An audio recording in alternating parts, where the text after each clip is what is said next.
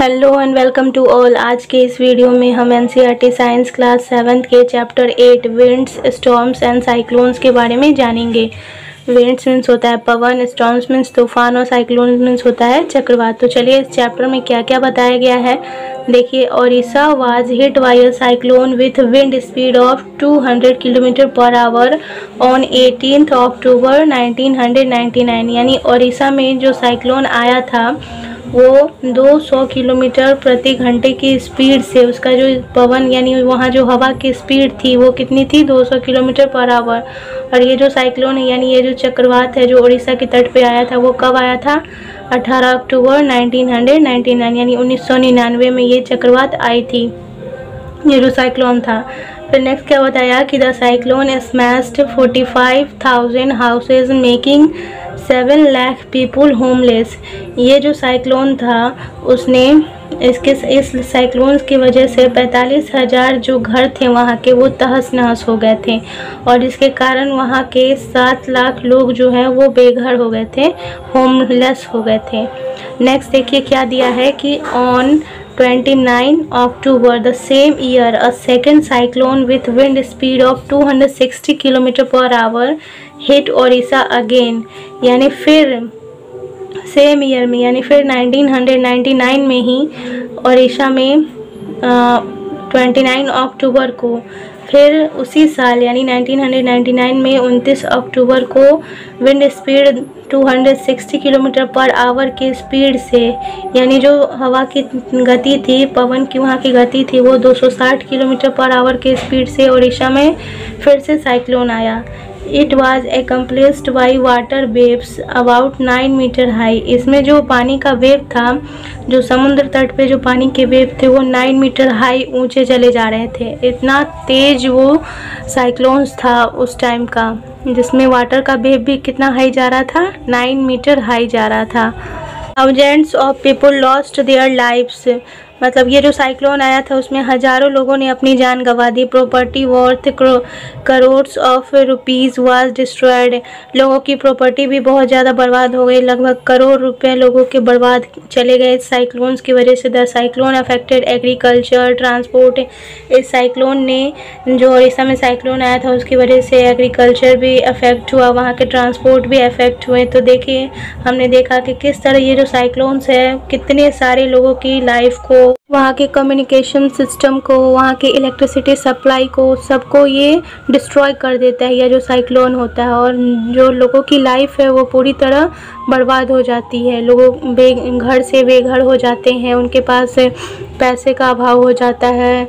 तो इस तरह ये साइक्लोन्स जो है बहुत तबाही मचाता है। देखिए आगे क्या दिया है। बट मीन्स जैसे कि हमने देखा कि साइक्लोन्स की वजह से तो उड़ीसा में क्या हुआ था 1999 में, लेकिन ये साइक्लोन्स जो होते हैं वो कैसे आते हैं, साइक्लोन्स का क्या रीजन है, और ये जो साइक्लोन्स है ये इतने विनाशकारी क्यों होते हैं, इनके वजह से इतने डिस्ट्रॉय होते हैं लोगों की लाइफ। और वहाँ का जो पूरा अगर समझिए तो वहाँ के शहर ही पूरे डिस्ट्रॉय हो जाते हैं। तो ऐसा इस साइक्लोन्स की वजह से क्यों होता है। चलिए यही सारे क्वेश्चंस का आंसर हमें जानना है इस चैप्टर में और हमें समझना है। तो देखते हैं क्या दिया है कि as we know moving air is called wind. जैसा कि हमने पढ़ा था प्रीवियस चैप्टर में कि मूविंग एयर को हम क्या कहते हैं, विंड कहते हैं। Air exerts pressure. It is due to this pressure that the leaves of trees, banners or flags flutter when the wind is blowing। क्या होता है, एयर में प्रेशर होता है एयर, और इसके कारण ही देखते हैं, यही प्रेशर के कारण ही पेड़ की जो पत्तियां होती हैं वो हिलती रहती है, और उसके बाद जो बैनर्स होते हैं वो भी हिलते डुलते रहते हैं। इवन जो हमारा फ्लैग्स होता है वो भी फ्लटर करते रहता है, इधर उधर हिलते डुलते रहता है। जब हवा बहती है तो उस टाइम हमें ये सारे देखने को मिलते हैं, आप भी इसे देखते ही होंगे। नेक्स्ट देखिए क्या दिया है कि air expands on heating and contracts on cooling. यानी क्या होता है कि जब हम हीट करते हैं तो एयर क्या होता है, फैलता है, और हवा जो है वो हीट की वजह से फैलता है, और कूल होने पे वो सिकुड़ता है। अगर आप देखे होंगे अपने साइकिल में, हमारे साइकिल में जब जो टायर होता है उसमें जब एयर बहुत ज़्यादा फुल कर देते हैं, या फिर जब धूप में अपना साइकिल हम लगा कर छोड़ देते हैं कुछ बहुत धूप में, तो देखते हैं कि हमारा टायर फट जाता है। तो ऐसा क्यों होता है? हमारा टायर जो है वो हीट के कारण उसमें एयर धीरे धीरे फैलने लगते हैं हीट की वजह से, जिसके कारण टायर में एयर बहुत ज़्यादा हो जाता है, जिसके कारण वो टायर फट जाता है। नेक्स्ट देखिए क्या बताया गया। The increased wind speed is ended accompanied by reduced air pressure. देखिए इसमें क्या बताया कि जैसे ही हवा का जो यानी एयर का जो स्पीड होता है, एयर वो बढ़ता है तो एयर का जो प्रेशर होता है वो घट जाता है। यानी जब एयर के जो स्पीड होता है बढ़ने से क्या होगा, एयर का जो प्रेशर होता है वो कम हो जाता है। अब नेक्स्ट देखिए, air moves from the region where air pressure is high to the region where the pressure is low. यानी एयर जो है उस रीजन से मूव करता है जहाँ जिस रीजन में अगर एयर का प्रेशर हाई होता है तो यानी जहाँ हवा तेज़ गति से चलती रहती है तो वो हवा है जहाँ उधर उस जगह पे जाएगी जहाँ हवा का प्रेशर कम हो। यानी हवा जहाँ धीमी गति से चलती रहेगी तो जहाँ तेज़ गति से चलने वाली हवा है वहाँ से वो होकर धीमी गति से जहाँ हवा चलती रहती है, जहाँ प्रेशर कम होता है उस एरिया में वो एयर चली जाती है। On heating the air expands and occupies more space. When the same thing occupies more space, it becomes lighter. यानी जब हीट होता है, एयर हीट करने पे एयर एक्सपैंड करता है, यानी एयर फैलता है, अपने स्पेस को बढ़ाता है एंड उसे ज़्यादा जगह चाहिए होती है फैलने के लिए। और जब सेम थिंग्स जो है वो एयर ऑक्यूपाई करता है, सेम थिंग्स एयर लेता है, स्पेस लेता है, तो ये क्या हो जाता है, लाइटर हो जाता है, हल्का हो जाता है। जैसे आप देखते होंगे बलून अगर जैसे ये उसमें एयर नहीं होता है तो वो क्या होता है, थोड़ा उसका वेट होता है। जैसे जैसे उसमें एयर डालते हैं, एयर उसमें एक्सपैंड करते जाता है तो वो बलून बड़ा होते जाता है और उसका जो स्पेस है वो भी फैलते जाता है और वो क्या होने लगता है, लाइटर होने लगता है, हल्का होने लगता है। The warm air is therefore lighter than the cold air. इसलिए कहा जाता है कि जो वार्म एयर होते हैं, गर्म हवा होती है, वो कोल्ड एयर से क्या होती है, हल्की होती है। यानी the warm air is lighter than the cold air. That is the reason that the smoke goes up। यही कारण है कि जब धुआं जो है वो ऊपर की ओर जाता है। देखते होंगे आप, जब स्मोक होता है उसको हीट किया जाता है तो उसमें वो ऊपर की ओर फैलने लगता है, क्योंकि एटमॉस्फेयर में एयर है तो जहाँ का एयर हीट करने पे एयर क्या होता है, एक्सपैंड होने लगता है, फैलने लगता है। और वहाँ जहाँ पे कम हवा होती है, जैसे एटमॉस्फेयर में जहाँ पे एयर नहीं है, तो अगर जहाँ स्मोक आया वहाँ तो बहुत ज़्यादा एयर हो जाएगी, स्मोक भी बहुत ज़्यादा धुआं फैलने लगेगा। तो वो धुआं कहाँ चला जाता है, जहाँ कम हवा रहती है उस एरिया में चला जाता है। इसी कारण ये रीज़न है कि जो धुआं है वो हमेशा ऊपर की ओर जाता है। नेक्स्ट क्या बताया कि warm air rises up whereas comparatively cooler air tends to sink towards the earth surface।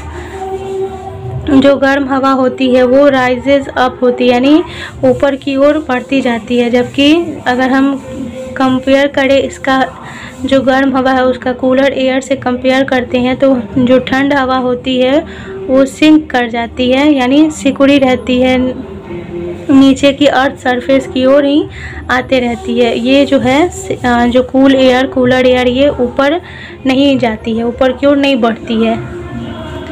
As warm air rises air pressure at that place is reduced and the cooler air moves to that place.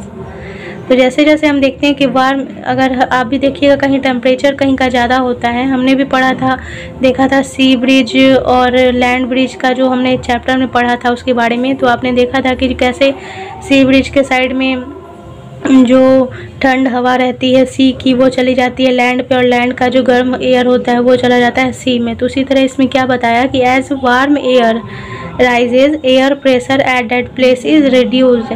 तो जैसे गर्म हवा जो है वो ऊपर की ओर चली जाती है तो वहाँ का एयर का प्रेशर क्या कर जाता है, कम हो जाता है। And the cooler air moves to that place, और वहाँ पे ठंडी हवा आ जाती है उस प्लेस पे। गर्म हवा ऊपर चली गई तो वहाँ पे वो जो एरिया हो गया उस एरिया में ठंड हवा आ जाती है। आप भी देखे होंगे जब कूलर हम अपने घर में चलाते हैं तो कूलर में क्या होता है कि जैसे देखे होंगे कि जो गर्म हवा होती है वो कूलर अपनी ओर खींच लेती है और फिर वहाँ उस एरिया में ठंड हवा आ जाता है। तो इससे क्या पता चल रहा है, यही कि warm air rises, warm air क्या हो जाता है, वहाँ से राइज हो जाता है, उड़ जाता है, हट जाता है और फिर उस प्लेस पे कोल्ड एयर आ जाता है। ये नेचुरल फिनोमिना है, ऐसा हमें नेचर में भी ऐसा देखने को मिलता है। और हम देखते भी हैं कि जब बहुत ज़्यादा गर्म जहाँ जिस एरिया में होता है तो उसके बाद धीरे धीरे गर्म हवा वहाँ से हट जाती है और फिर ठंड हवा वहाँ उस प्लेस पे आ जाती है। Wind currents are generated due to uneven heating on the earth situations are, यानी विंड का जो करंट होता है वो हमारे अर्थ के अचानक से गर्म हो जाने के कारण ही ये जो विंड का करंट है वो जनरेट होता है। यानी क्या बताया गया कि हमारे जो पवन होते हैं उसमें जो धाराएं होती है वो किस कारण जनरेट होती है, तो हमारी पृथ्वी के अचानक से गर्म हो जाने के कारण ये जो विंड करंट है वो जनरेट होता है। और इसके कुछ सिचुएशंस है, जो सिचुएशंस बताए गए हैं। Uneven heating between the equator and the poles, यानी जो इक्वेटर है, इक्वेटर और जो पोलर रीजन्स होते हैं उनमें असमान रूप से जो हीट हो जाता है, उनका गर्म होना, ये भी क्या है, एक सिचुएशन से हमारे अर्थ के गर्म होने के। तो देखिए इसमें क्या दिखाया गया है, क्या बताया गया है कि regions close to the equator get maximum heat from the sun. वैसे रीजन्स जो इक्वेटर के बहुत क्लोज होते हैं वो सन के कारण बहुत ज़्यादा हीट हो जाते हैं, यानी गर्म हो जाते हैं। The air in these regions get warm, और ये जो रीजन है, ये जो क्षेत्र होता है, कौन सा क्षेत्र, तो जो इक्वेटर के पास का जो क्षेत्र होता है और जो पोलर्स के पास के, जो पोलर और इक्वेटर के बीच का जो क्षेत्र होता है वो सन के काफ़ी नज़दीक होता है। इस कारण ये जो रीजन्स है वो बहुत जल्दी गर्म हो जाते हैं। The warm air rises and the cooler air from the regions in the 0 to 30 degree latitude belt on either side of the equator moves in. इसमें क्या होता है कि वार्म एयर जो राइज कर जाते हैं और जो कूलर एयर होता है वो उस रीजन में 0 से लेकर 30 डिग्री के लैटिट्यूड में या फिर दोनों साइड इक्वेटर्स के मूव करते रहते हैं। और this winds blow from the north and the south towards the equators, और ये जो विंड्स है वो नॉर्थ और साउथ, इक्वेटर के नॉर्थ और साउथ के साइड में ब्लो करते रहते हैं, यानी बहती रहती है ये जो हवा होती है वहाँ की। At the poles the air is cooler than that at latitude about 60 degree. Poles पर एयर की लगभग 60 डिग्री लैटिट्यूड तक की जो एरिया होता है वहाँ की जो एयर से अधिक ठंडी होती है और इन क्षेत्रों में गर्म वायु ऊपर उठती है। जैसे कि इसमें बताया कि ए change in direction is however caused by the rotation of the earth. ये जो चेंज होता है, ये जो डायरेक्शन का चेंज होता है वो किस कारण होता है, तो जब हमारा अर्थ रोटेट करता है तो इस कारण ये सारे चेंजेस होते रहते हैं। Uneven heating of land and water, यानी लैंड और वाटर में जो असमान गर्म हो जाता है, किस कारण अचानक से गर्म हो जाते हैं, असमान रूप से गर्म होना हमारे लैंड का और वाटर का, वो किस कारण होता है। तो in summer near the equator the land warms up faster and most of the time the temperature of the land is higher than that of the water in the oceans। तो गर्मी के समय में क्या होता है समर में कि लैंड का इक्वेटर ऑफ द लैंड जो होता है, यानी लैंड का जो इक्वेटर होता है वो हमेशा तेज़ी से गर्म हो जाता है और अधिकतर समय तक इसके टेम्परेचर, जो हमारे लैंड की टेम्परेचर होती है वो हाई रहती है, जिसके कारण जो ओशियंस का वाटर होता है वो भी गर्म हो जाता है। The air over the land gets heated and rises, तो जिसके कारण जो एयर होता है वहाँ का वो तो गर्म होता ही है क्योंकि इक्वेटर के पास में होता है और सन के पास में है, तो जिसके कारण सन हीट तो देगा ही हमारे लैंड को और हमारे ओशियंस में जितने भी वाटर है उसको। तो उसके कारण क्या होता है कि the air over the land gets heated, जितने भी लैंड है हमारे उसके जो एयर है वो हीटेड गर्म हो जाते हैं एंड राइजेज, और गर्म होकर वो ऊपर की ओर उठने लगती है। वो जो हवा गर्म हो जाती है तो वो गर्म होने के बाद ऊपर की ओर उठने लगती है। तो this causes the winds to flow from the oceans towards the land, जिसके कारण क्या होता है कि जो विंड्स है वो ओशियन से लैंड की ओर बहने लगती है। जैसे कि हमने देखा था एग्जांपल में सी ब्रिज, लैंड ब्रिज के बारे में, उसमें भी इसी तरह के कंडीशंस थे कि जब लैंड का जो एयर होता है, लैंड के एटमॉस्फेयर का जो एयर होता है जब वो हीट हो जाता है, गर्म हो जाता है, तो जो ओशियंस के सी के जो वाटर होती है वो कोल्ड रहती है, तो वो कोल्ड एयर फिर लैंड की ओर बहने लगती है, उधर ब्लो हो जाता है उसका। तो वही कंडीशन यहाँ भी होता है कि this causes the winds to flow from the oceans towards the land, यानी इसके कारण ही क्या होता है कि जो ओशियन से जो विंड्स है वो लैंड की ओर फ्लो करने लगती है। और दीज आर मानसून विंड्स, तो ऐसे विंड्स क्या कहलाते हैं? ऐसे विंड्स मानसून विंड्स कहलाती हैं। देखिए क्या बताया कि the word monsoon is derived from the Arabic word मौसम। ये जो मानसून वर्ड है वो अरेबिक वर्ड से आया है और इसका अर्थ होता है क्या? मौसम, विच मीन्स सीजन, जिसका क्या अर्थ होता है? सीजन। मानसून जो है वो एक अरेबिक वर्ड मौसम से आया है और इस मौसम का अर्थ होता है सीजन। ऐसे भी हम हिंदी में इसे क्या बोलते हैं? मौसम ही बोलते हैं। तो मौसम कैसा वर्ड है? अरेबिक वर्ड है। फिर नेक्स्ट क्या बताया कि the winds from the oceans carry water and bring rain, it is a part of the water cycle. जो विंड्स है वो क्या करती है? ओशियंस से, the winds from the oceans carry water, जो विंड्स होती है जो ओशियन से वाटर को कैरी करती है और वही वाटर फिर वर्षा की बूंद के रूप में हमारी धरती पे आते हैं। It is a part of the water cycle, और यह क्या है? वाटर साइकिल का ही एक पार्ट है। वाटर साइकिल के बारे में भी हमने प्रीवियस चैप्टर में पढ़ा था कि किस तरह जो ओशियंस के, लैंड के, इवन सीज के, पॉन्ड्स के, लेक के, सबके जो वाटर होते हैं उनमें इवेपोरेशन का प्रोसेस होता है और उस प्रोसेस के थ्रू जो वाटर है वो वेपर के फॉर्म में हमारे एटमॉस्फेयर में चले जाते हैं और फिर उनमें कंडेंसेशन का प्रोसेस होता है जिसके थ्रू वो फिर हमारे अर्थ पे आते हैं। तो ये सारा जो क्या है? वाटर साइकिल है। ये जो सारे प्रोसेस होते हैं, पानी का गर्म होना, गर्म होकर ऊपर वाष्प के रूप में चले जाना, फिर उसमें कंडेंसेशन का प्रोसेस होकर फिर नीचे ज़मीन पे बारिश की छोटी छोटी बूंदों के रूप में आना, ये वाटर साइकिल कहलाता है। The monsoon winds carry water and it rains, ये जो मानसून के विंड्स होते हैं यही वाटर को कैरी करते हैं और उसके कारण वर्षा होती है।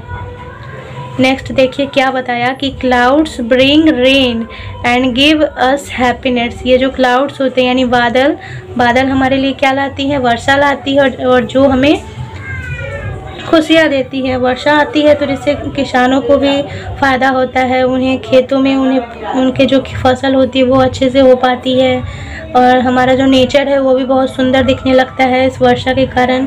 Farmers in our country depends mainly on rains for their harvest.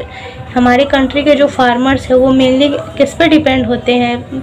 Harvest के लिए, यानी अपनी फसल को उगाने के लिए ज़्यादातर वर्षा पे ही निर्भर होते हैं। इसलिए जब वर्षा आती है तो किसानों को बहुत फ़ायदा होता है। लेकिन जब ये वर्षा बहुत तेज़ आने लगती है और वर्षा जब ये अचानक कभी रुकने का नाम ही नहीं लेती है, बाढ़ का रूप ले लेती है, तो इससे बहुत ज़्यादा क्षति भी हो जाती है, लोगों की फसल भी बर्बाद हो जाते हैं, किसानों को बहुत ज़्यादा नुकसान भी होता है। तो कुछ जैसे हमें ये जानना चाहिए कि कोई भी चीज़ लिमिट अमाउंट में ही सही होती है। अगर एक्सेस होने लगेगा तो भी नुकसान है, अगर कम अमाउंट में भी होगा तो भी नुकसान है। In nature itself, there are certain situations that can sometimes create disasters and pose threat to humans, animals and plant life। यानी हम देखते हैं कि कुछ ऐसी प्राकृतिक घटनाएं भी होती हैं जो हमारे नेचर के कारण ही, हमारी प्रकृति के कारण ही ये घटनाएं होती हैं, जिनसे कभी कभी क्या होता है? डिजास्टर्स यानी आपदाएं भी आती हैं, जिनसे मनुष्यों को यानी ह्यूमंस को, एनिमल्स को और इवन प्लांट्स लाइफ्स को भी बहुत सारा संकट का सामना करना पड़ जाता है। तो हम ये जानते हैं कि वो सारे जो डिजास्टर्स हैं, आपदाएं, वो कौन कौन सी हैं। तो देखिए सिचुएशंस आर थंडरस्टॉर्म्स, साइक्लोन्स। तो ये कुछ सिचुएशंस बताए गए हैं जो जैसे कि थंडरस्टॉर्म्स, साइक्लोन्स। तो समझते हैं कि ये थंडरस्टॉर्म्स क्या होता है। थंडरस्टॉर्म जिसको हम तड़ित झंझा भी कहते हैं इसे हिंदी में। तो thunderstorms develop in hot humid tropical areas like India very frequently. Thunder storms हमारे इंडिया जैसे हॉट, ह्यूमिड और ट्रॉपिकल रीजन में अक्सर विकसित होते रहते हैं। और देखिए आगे क्या बताया है कि the rising temperatures produce strong upward rising winds.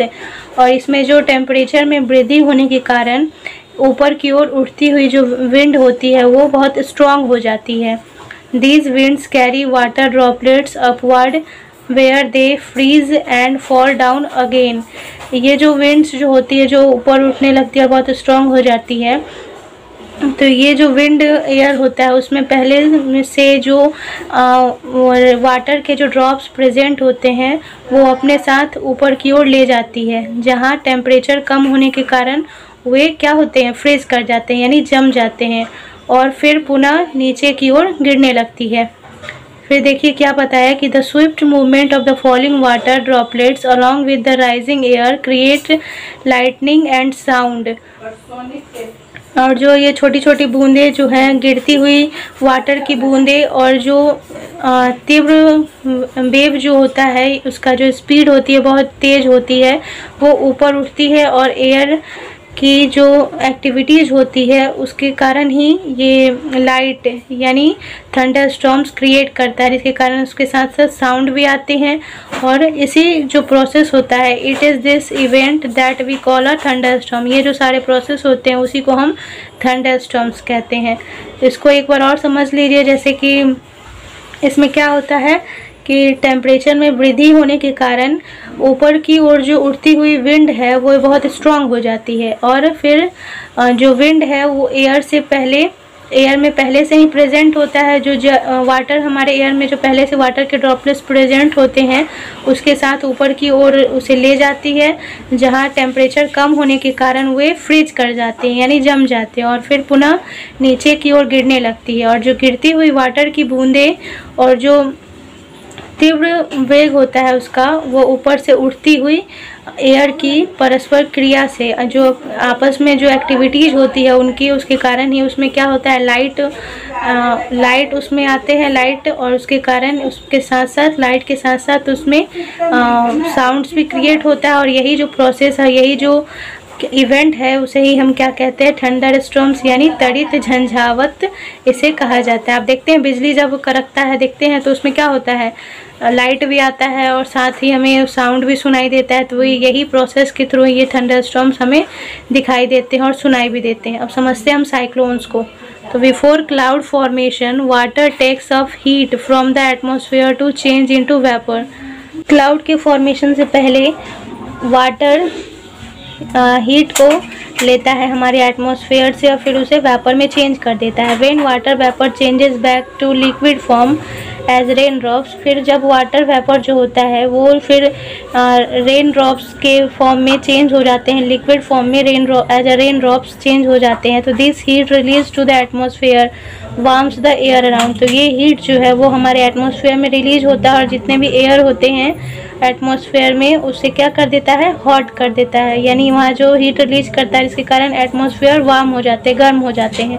The air tends to rise and causes a drop in pressure, जिसके कारण जो एयर है वो गर्म हो जाता है और फिर ये जो ड्रॉप्स होते हैं वो प्रेशर क्रिएट करता है। More air rushes to the centre to the storm, और जो ज़्यादा एयर होता है वो सेंटर में स्टॉर्म्स क्रिएट करता है। दिस साइकिल इज़ रिपीटेड, और यही साइकिल्स बार बार रिपीट होते रहते हैं। The chain of events ends with the formation of a very low pressure system with very high speed winds revolving around it. It is the weather condition that we call a cyclone. इस प्रकार क्या होता है, जो hot air है वो ऊपर की ओर उठती है जिससे एयर का जो प्रेशर होता है वो कम हो जाता है, और साथ ही जो थंडर स्टॉर्म्स के सेंटर की ओर जो हाई वेलोसिटी आता है, उसके जो हाई स्पीड होती है वो अधिक एयर का जो स्पीड है वो और ज़्यादा स्पीड करने लगती है, और ये जो प्रोसेस होता है वो फिर रिपीट होने लगता है, बार बार इस तरह के प्रोसेस होने लगते हैं, जिस कारण ये जो चेन है वो बनता है बहुत ही लो प्रेशर सिस्टम से होकर गुजरता है, फिर हाई स्पीड विंड्स के चारों रिवॉल्व करते रहता है, और इस तरह के जो वेदर कंडीशन होते हैं उसे ही हम साइक्लोन कहते हैं। और जिसमें क्या होता है, टेम्परेचर और ह्यूमिडिटी में जैसे उसके डायरेक्शन चेंज होते हैं, उसके एयर के जो स्पीड बढ़ती है तो उसके कारण उसके टेम्परेचर और ह्यूमिडिटी में भी डेवलपमेंट होने लगता है। Factors like wind speed, wind direction, temperature and humidity contribute to the development of cyclones, यानी जो साइक्लोन्स के डेवलपमेंट में अपना कंट्रीब्यूशन देते हैं वो कौन कौन से फैक्टर हैं, तो विंड स्पीड, विंड डायरेक्शन और टेम्परेचर और ह्यूमिडिटी, इसके कारण जो है वो साइक्लोन का डेवलपमेंट होता है। A cyclone is known by different names in different parts of the world. Cyclone को पूरे वर्ल्ड के डिफरेंट पार्ट्स में अलग अलग नामों से जाना जाता है। It is called a ह्यूरिकेन in American continent. American continent में से ह्यूरिकेन के नाम से जाना जाता है। इन Philippines and Japan it is called a typhoon, यानी फिलीपींस और जापान में इसे टाइफून के नाम से जाना जाता है। अब देखते हैं नेक्स्ट की destruction caused by cyclone. Cyclones के कारण क्या क्या डिस्ट्रक्शंस होते हैं। The water waves produced by the wind are so powerful that a person can not overcome them. इसके साइक्लोन्स के कारण जो वाटर वेव प्रोड्यूस होता है उसके विंड्स के कारण, the water wave produce by the wind, यानी विंड के कारण जो वाटर वेव प्रोड्यूस होता है वो बहुत ही पावरफुल होता है। अगर कोई भी पर्सन उस विंड में, हवा में अगर कोई फंस जाता है तो वो उससे बाहर नहीं निकल पाता है। The sea water enters the low lying coastal areas causing severe loss of life and property. और वैसे कोस्टल एरियाज में जो सी वाटर एंटर कर जाते हैं तो जिसके कारण बहुत सारी लाइफ और बहुत सारी प्रॉपर्टी का क्षति हो जाता है। It also reduce the fertility of soil. इसके कारण सॉइल की फर्टिलिटी भी कम हो जाती है। Continuous heavy rainfall may further worsen the flood situation. अगर लगातार वर्षा होने के कारण वहाँ फ्लड का सिचुएशंस भी आ जाता है। High speed winds accompanying a cyclone can damage houses, telephones and other communication system, trees etc, causing tremendous loss of life and property। High speed winds के कारण जो साइक्लोन्स आते हैं उसके कारण हाउसेज, टेलीफोन्स और अदर कम्युनिकेशन सिस्टम्स, ट्रीज, ये सारे चीज़ भी डैमेज हो जाते हैं जिसके कारण लोगों की लाइफ और उसकी प्रॉपर्टी की बहुत ज़्यादा क्षति होती है। A tornado is a dark funnel-shaped cloud that reaches from the sky to the ground। Tornado जो होता है वो डार्क फनल शेप का क्लाउड होता है जो स्काई से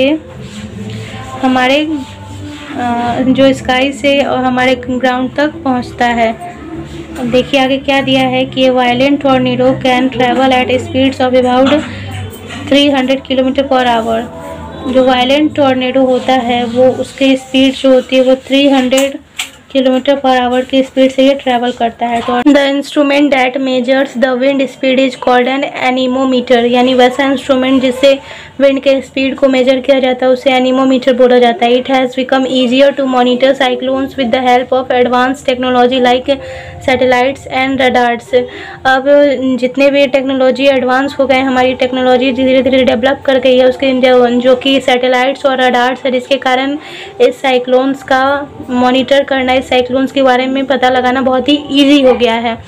actions on the parts of the people means जनता द्वारा किए जाने वाले कार्य। जब भी कोई साइक्लोन्स आता है या थंडरस्टॉर्म्स होते हैं तो जो भी डायरेक्शंस पीपुल्स को दिए जाते हैं तो उन्हें क्या क्या डायरेक्शंस फॉलो करने चाहिए, किस तरह करने चाहिए उसके बारे में बताया गया है कि we should not ignore the warnings issued by the meteorological department. हमें जो वार्निंग दी जाती है मेट्रोलॉजिकल डिपार्टमेंट के द्वारा उसे इग्नोर नहीं करना चाहिए।